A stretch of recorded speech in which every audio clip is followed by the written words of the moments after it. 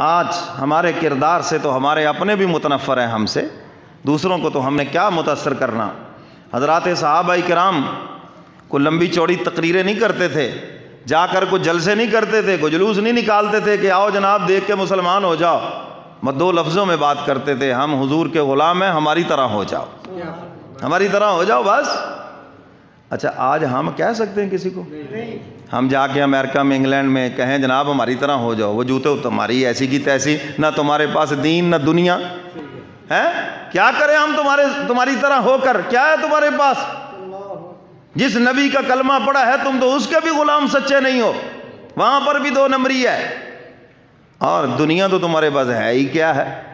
تو ہم نے تمہاری طرح ہو کے کیا کرنا ہے؟ یہ حضرات صحابہ کرام تھے، سر سے لے کر پاؤں تک کملی والے پیغمبر کی غلامی کی جھلک نظر آتی تھی۔ انسان تو انسان، جنگل کے درندے بھی پہچانتے تھے یہ کملی والے پیغمبر کے غلام ہیں۔ حضرت سفینہ رضی اللہ تعالیٰ عنہ صحابی رسول ہیں، افریقہ کے جنگلات میں سفر کرتے ہوئے رات کا وقت ہو گیا اور اپنے قافلے کے امیر ہیں، آواز لگائی ایک ٹیلے پہ کھڑے ہو کر، کیا آواز لگاتے ہیں؟ نحن اصحاب رسول اللہ صلی اللہ علیہ وسلم، اے جنگل کے درندوں سنو، ہمیں یہاں رات قیام کرنا ہے، رات ٹھہرنا ہے، اور ہم کملی والے پیغمبر کے غلام ہیں، اگر ہمیں تم نے کوئی نقصان پہنچایا تو کل حوض کوثر پہ تمہاری شکایت ہوگی۔ اٹھاؤ کتابیں۔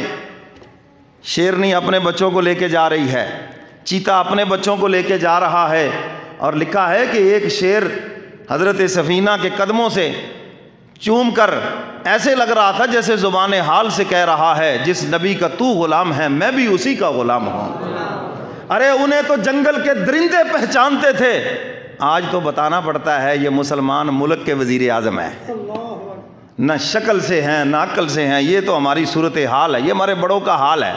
غیر مسلموں کے بیچ میں کھڑے ہوں انہی جیسے لگتے ہیں۔ من تشبہ بقوم فہو منہم، جو جس قوم کی مشابہت اختیار کرے گا وہ انہی میں سے ہے۔ یہ سر کے اوپر پگڑی، یہ چہرے کے اوپر داڑھی، یہ مولوی کا حلیہ نہیں، یہ حضور کی سنت ہے، یہ کملی والے پیغمبر کی سنت ہے۔ حدیث مبارکہ میں ہے حضور جب بھی چلتے تھے آپ کے سر مبارک کے اوپر سفید پگڑی ہوتی تھی، اور فتح مکہ کے دن باب الفتح یہ جو دروازہ ہے اس رستے سے حضور مکہ میں داخل ہوئے تھے، اور اس دن کملی والے پیغمبر کے سر مبارک کے اوپر سیاہ پگڑی تھی۔ تو یہ 2 پگڑیاں سنت ہے۔ باقی بھائی ٹریڈ مارک ہے، جو مرضی بنا لیں جی، سبز ہے، سیاہ، وہ کیا ہے، زرد ہے، پتہ نہیں کیا سے کیا کچھ نکال رکھا ہے، میں اس کی طرف نہیں جاتا، اس بحث کی طرف نہیں جاتا۔ حدیث مبارکہ میں 2 پگڑیاں حضور کی سنت ہے، ہر وقت حضور علیہ الصلوۃ والسلام کے سر مبارک کے اوپر سفید پگڑی ہوتی تھی۔ جھگڑا تو یہ کیا کہ نماز ننگے سر ہوتی ہے، یعنی میں کہتا ہوں حضور کا سر تو کسی وقت بھی ننگا نہیں تھا، کوئی ایک حدیث دکھا دو کہ حضور کا سر ننگا ہو۔ حضور علیہ الصلوۃ والسلام گلیوں میں بازاروں میں بھی چلتے تھے، حضور کے سر مبارک کے اوپر پگڑی ہوتی تھی۔ اور سیدنا علی مرتضیٰ رضی اللہ تعالیٰ عنہ کی سنت ہے سر کے اوپر ٹوپی رکھنا، وہ ٹوپی رکھتے تھے، چونکہ حضور نے فرمایا علیکم بسنتی وسنتی خلفاء الراشدین، فرمایا میری سنت کو لازم پکڑو اور میرے خلفاء راشدین کی سنت کو لازم پکڑو۔ تو اس لیے عام حالات میں سر میں آپ ٹوپی رکھ سکتے ہیں۔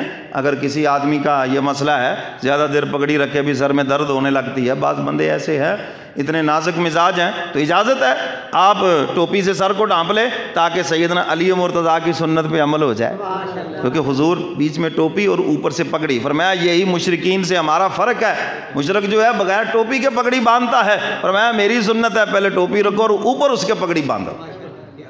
تو حضور کی سنت سمجھ کے کبھی تو باندھ لیا کرو، کیوں جی لڑائی جھگڑے کی اس میں کون سی بات ہے؟ حضور کی سنت ہے، یہ مولوی کا حلیہ نہیں ہے۔ مولوی تو کوئی جناح کیب لے کے بیٹھا ہے، کوئی ٹوپی لے کے بیٹھا ہے، کوئی کچھ کر کے بیٹھا ہے، تو یہ سر پہ پگڑی کس کی سنت ہے؟ حضور کی سنت ہے۔ اور یہ داڑھی کس کی سنت ہے؟ بولو بولو کس کی سنت ہے؟ اور جن کی نہیں ہے میں ان سے یہی کہوں گا چلو نیت کر لیں، بھی نیت پر تو کوئی کچھ نہیں ہوگا نا، نیت تو کر لیں، ارادہ تو کر لیں کہ مرنے سے پہلے میں نے حضور کی سنت سجا کے جانا ہے، اور اس کا احترام دنیا میں بھی ہے اور قبر میں بھی ہے۔ حدیث مبارکہ میں آتا ہے کہ داڑھی والے سے قبر میں بھی منکر نکیر احترام سے بات کریں گے۔ ارے اس کا احترام، چلو قبر تو اگلا مرحلہ ہے، عالم برزخ اگلا جہان ہے، دنیا کے اندر بھی دیکھیں جو داڑھی والا ہے اس کا لوگ احترام کرتے ہیں، بالکل جاہل ہو کوئی اس کو حافظ صاحب کہے گا، کوئی اس کو حاجی صاحب کہے گا، کوئی اس کو مولوی صاحب کہے گا، کوئی اس کو صوفی صاحب کہے گا، صاحب کا لفظ ساتھ لگ جائے گا، کیوں جی لگے گا یا نہیں لگے گا؟ تو جس کی یہاں یہ سنت کا احترام ہے، یہ شان ہے، تو انشاءاللہ العزیز قبر میں حشر میں اس کی شان پھر دیکھ لینا۔ تو حضور کی محبت کا حق تو یہ ہے سارا سال حضور کا تذکرہ کیا جائے، حضور کی سیاست کا تذکرہ کیا جائے۔ حضور نے مدینہ منورہ میں 10 سال حکومت فرمائی کہ نہیں؟ وہ بغیر سیاست کے تھی۔ ہم سیاست اسلامی کی جو بات کرتے ہیں یہی تو کرتے ہیں جو حضور کی سیاست ہے، بھائی اس سیاست کو اپناؤ۔ یہ جو غیر مسلموں کی سیاست ہے یہ تو لعنت ہے، یہ تو جھوٹ طوفان ہے، ہم اس کی بات نہیں کرتے۔ کس سیاست کی بات کرتے ہیں؟ کملی والے پیغمبر کی سیاست کی بات کرتے ہیں۔ حضور چیف جسٹس ہیں، قاضی القضات ہیں، حضور نے 10 سال فیصلے نہیں فرمائے؟ تو پھر ہمیں چاہیے نا حضور کے فیصلوں کو سامنے رکھیں۔ حضور علیہ الصلوۃ والسلام 10 سال تک چیف آف آرمی سٹاف بھی ہیں۔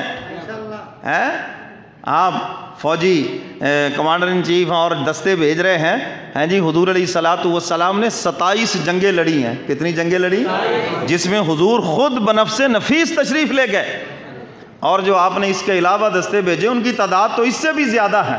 تو میرے محترم سامعین اس کی بات کریں، حضور کے انصاف کی بات کریں، حضور کی سیاست کی بات کریں۔ اور حضور علیہ الصلوۃ والسلام نے دین کے ہر شعبے میں نمونہ ہمیں دیا ہے۔ ہم اگر سارے نمونوں کی بات کریں، سارے شعبوں کی بات کریں، سال کے جمعے ختم ہو جائیں گے، حضور کی سیرت کے پہلو ختم نہیں ہوں گے۔ کیوں جی ایسے ہے یہ نہیں؟ ہمیں تو صرف بس وہ لگا دیا پوری قوم کو، ولادت بیان کر دو، حضور کی رضاعت بیان کر دو، بس جی ٹھیک ہے جی حضور کی شان بیان، حضور کی شان اتنی ہے بس، یہاں سے تو کام شروع ہوا ہے۔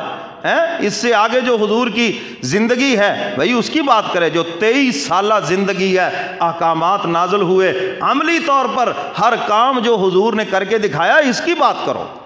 چلیے آپ کو ایک شاعر کا کلام سنا